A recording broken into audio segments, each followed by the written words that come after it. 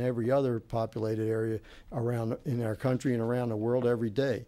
But we have, I think you'll see a return to normal levels very soon, and perhaps in the next 24 hours. Yes, sir? General, you mentioned the disintegration of the New Orleans Police Department. Do you know about how many officers are still on duty? I would rather not say. I think you'd be better to refer that question to the mayor of New Orleans. I have my own estimate. I would say that they are significantly degraded and they have less than 1/3 of their original capability. So is it fair to say it is the National Guard that's keeping law and order in New Orleans? No. As long as there's one uniformed police officer in the city of New Orleans, we will send as many National Guard soldiers to augment, support, and work in support of that lone law enforcement officer as necessary. So if hypothetically there's only one left, who's in charge is still that lone police officer supported by the National Guard in their role as military support to law enforcement. We are not in the lead. We have no need nor intention of imposing martial law or having the military police the United States of America. What happened to the other police, General? Again, that can be best addressed, but what was told to me by the mayor day before yesterday is many of them lost their homes. Many of them lost ability to get to the precinct. Many of them who did show up found what they were dealing with so overwhelming and dangerous or threatening to them as an individual that they made the personal decision to not risk their life until the situation made more sense to them. That was an individual decision. It was not the police chief's decision or the mayor's decision. I think that the mayor and the police chief are working right now to reconstitute the New Orleans Police Department, but that question would much better be addressed to them for detail. General, two quick questions. One is, initially you said that eventually there would be upwards of 30,000 National Guard troops in the affected states. Is that number still good, or is Jamie, it going to go we're higher? so close to 30,000 right now that you could say 30,000. Now, is it going to go higher than that? Or Yes, it is. Yes, it is. Any idea? My estimate is it's probably going to go to 40,000 to do all of the multiple tasks that need to be done simultaneously in Louisiana and Mississippi. This is a huge operation. It's about the size of Pennsylvania, and we can't just focus on Philadelphia or Philadelphia and 3 counties. We have to take a holistic approach at the whole huge region there. It's a dynamic situation. It's not staying static for us.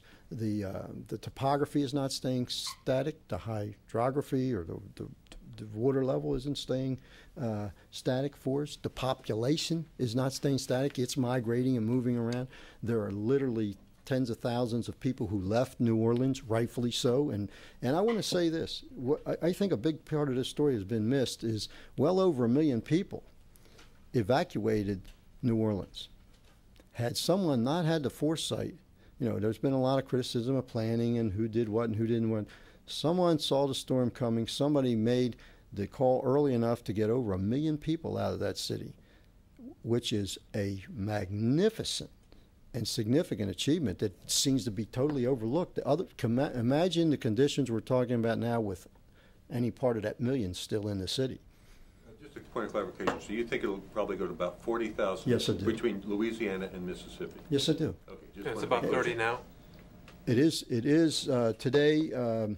It's 27,000 as of 6:30 this morning. I expect to flow about 3,500 more troops into Louisiana today, about 2,500 additional National Guard troops. When I say troops now, because now that the President has ordered some of the active forces in there, I don't want to confuse it, so I'll call them National Guardsmen. So there's a clear distinction. 3,500 National Guardsmen will go into Louisiana by sundown today. 2,500 more will go into Mississippi today. Tomorrow, the exact same numbers will reverse because we think we'll be about where we need to be and we'll start changing the composition of the type of skills coming in. And I may have to adjust that so that our parallel efforts that the President has coming in through Northern Command and that'll be with under the command of General Honore is synchronized with the same kind of capabilities that we were originally planning to go and provide without the active component response or the Army response. The response is welcome. I think the President has made a tough and courageous decision. He wants to leave the governor in charge of the state, but he wants to make sure that we take decisive action as a nation to give that governor all of the resources and manpower necessary to deal with the complex problems that she has in Louisiana. So to use a simple analogy of a bathtub, I've got my spigot turned on and it's going at full volume, and I'm filling it up as fast as I can. I think what happened just this morning in the Rose Garden is the President turned on a second spigot, which is, I think, quite helpful and will prove to be the right decision in the long run. On the 40,000, when do you expect to reach that level? Is it by the end of next week? Okay. If you add up what we're doing in Mississippi and what we're doing in Louisiana, we have a flow of 3,500 and 2,500. So it's roughly what, 7,000 a day pouring into the area. So if you add that up, it'll take me probably 3 to 4 days to get to 40,000, and then we are assessing the needs every day and the mix, what skill sets we need every single day. Do you know the total number of U.S. military personnel now devoted to the relief effort? I will give you a guess. I think the last DoD figures I have, and I'm not. So this is a rough order of magnitude. I think if you took the 40,000. The 30,000 guardsmen that will be there by tomorrow, I think you have already, if you count the Navy contribution also offshore in with this, you're probably talking 7,000. And then the President deployed this morning, what were the numbers they gave you? 7,000. So that'll be 14,000. That's starting to be a significant presence. That's 14,000 active force on top of what will be 40,000 National Guardsmen. That's 54,000 people. That's a significant. Now, that doesn't mean that will be a constant. We will be adjusting again the skill sets, the capabilities, and the numbers against the requirements. General, across the disaster zone, our reporters have consistently run into people over the past week who've asked, victims who've asked, where's the National Guard? Why aren't they here? Why aren't they helping us? And I know it's not your job to decide where and when aid is delivered. You have to provide these forces. Mm-hmm. But as a general who's not been there and a commander with a can-do reputation, I just wanted to ask your opinion. Do you think, in retrospect, that more creativity, more ingenuity could have been employed early on to use the military to deliver more aid to people sooner? It would be easy to draw that conclusion, Jamie. But if you've ever been to Gulfport, you remember the highway that runs along the coast was a 4-lane superhighway. It was impassable. So where you could, if a normal infrastructure existed, no question, you could have saturated the area with more faster.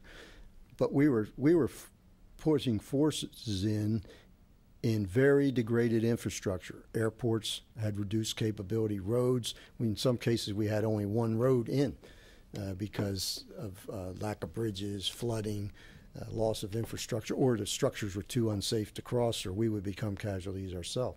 So we couldn't rush to failure on this thing, and we had to take a more measured approach than any of us wanted. But to call this response late to need, if you're talking about the National Guard response, would be that would be a low blow to some incredible individuals who were on watch before the storm, harbored during the storm, on the scene immediately after the storm cleared. And just think about, when was the storm? When did it hit? How many days ago? Sunday, Monday. Early Monday. Okay, Yeah. so, and today is what? Okay, in that short time, we're talking numbers of 40,000. This is just military. And you're talking about being able to provide food, fuel, water for an unknown number of people that we have to first find and discover in lots of cases, and then immediately care for with extremely high expectations. I think the response of the National Guard is nothing less than unbelievably sensational.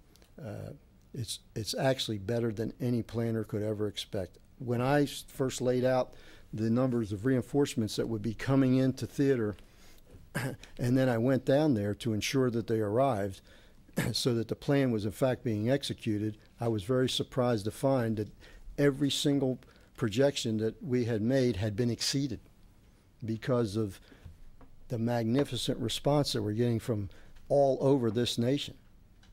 Puerto Rico, in the height of hurricane season, is sending 1,000 soldiers to the relief effort. Think about what that means. They're one of the first forces in there. We're coming in from Oregon, Washington, Alaska.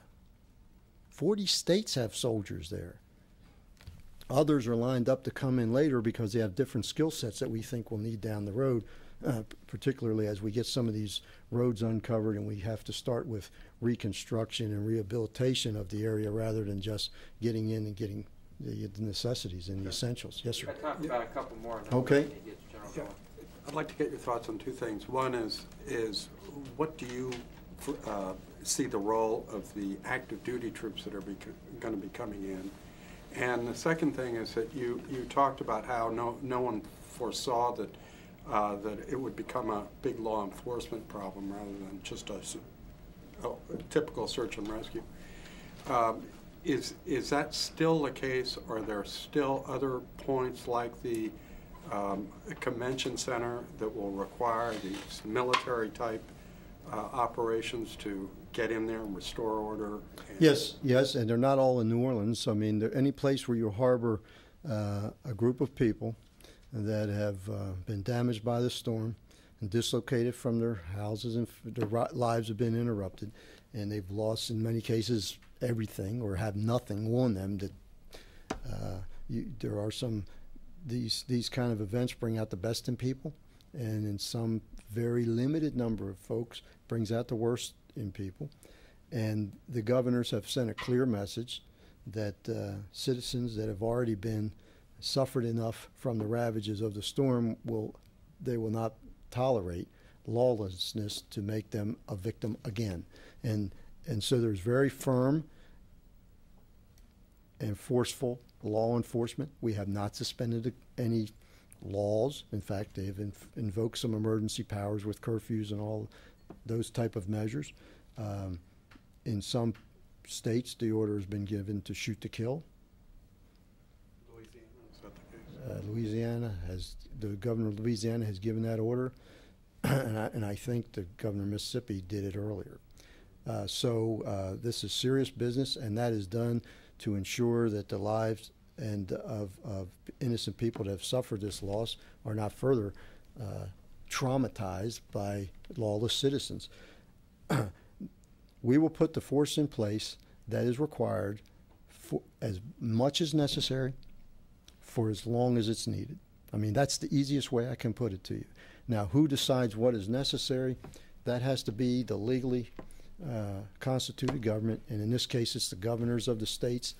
And the President of the United States flew down there to show his commitment to each and every one of the Gulf state governors yesterday, and it reinforced that he will send them anything and everything within his legal powers to ensure that they are successful in restoring order and restoring normal life and regenerating the future of these great states down in the Gulf Coast. Active duty troops?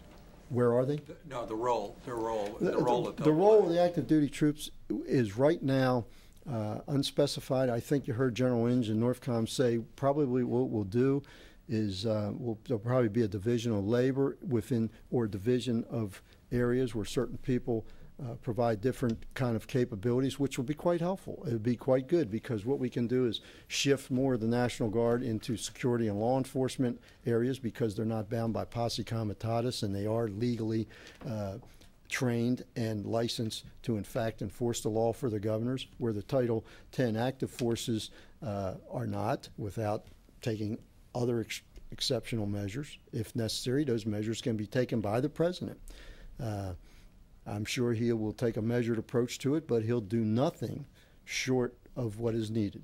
I mean, he's made that very clear to me and to the governors in his visit in the last 2 days. Does the commitment of such a large number of Guard forces from so many states in any way affect the planning for the rotation of forces to Iraq and Afghanistan? No, and I'll tell you a specific example why. I have the 1st Brigade of the 34th Division, which are units that come out of the Great Lakes region, which are nearby in Camp Shelby, Mississippi, and I was very careful, since they are so close to deploying for Iraq, that I did not want to divert their attention for this unless it was absolutely necessary, and if it were, we would. But other states came in and replaced their capabilities. This is a combat unit, and we weren't really going to use combat skills. I didn't want them to lose their focus, so we did not interrupt the flow of units that were going overseas to fight for this. There is one unit, however, there is an exception. There is one unit that is a small unit that repairs aircraft that is housed, and the people that come from that National Guard unit live right in Gulfport, Mississippi, and many of them are we can't find them, and we know their families are scattered, and we know their houses are devastated, and we can work around them not going to Iraq, so they have been pulled off the list. But that is the only unit that I am personally aware of that we've made any alteration whatsoever about the deployment sequence. We can handle the overseas warfight commitment and still defend our homeland and support the Department of Homeland Security simultaneously. And people say, well, aren't you stretched too far? Aren't you about ready to run out? There are 200,000 citizen soldier National Guardsmen left with the right kind of skills around this nation that you would play hell keeping out of coming down there if needed to help fellow Americans in need. I can tell you, they're the greatest young men and women that this nation has ever seen. They're willing to drop their proverbial, or their plow, and pick up their musket on a moment's notice to be 21st century Minutemen and women and go when this country needs them. They will be there, and nobody will stop them from coming. And that's what makes me so proud, actually, to be the chief of an organization like that. Thanks for your questions. Thanks for your time. One quick question. Is it fair to say, using the convention center as an example, that one reason why it took till Friday to get aid in is the National Guard needed time to build up a response team with military police to ensure law and order, because the New Orleans Police Department had degraded so much?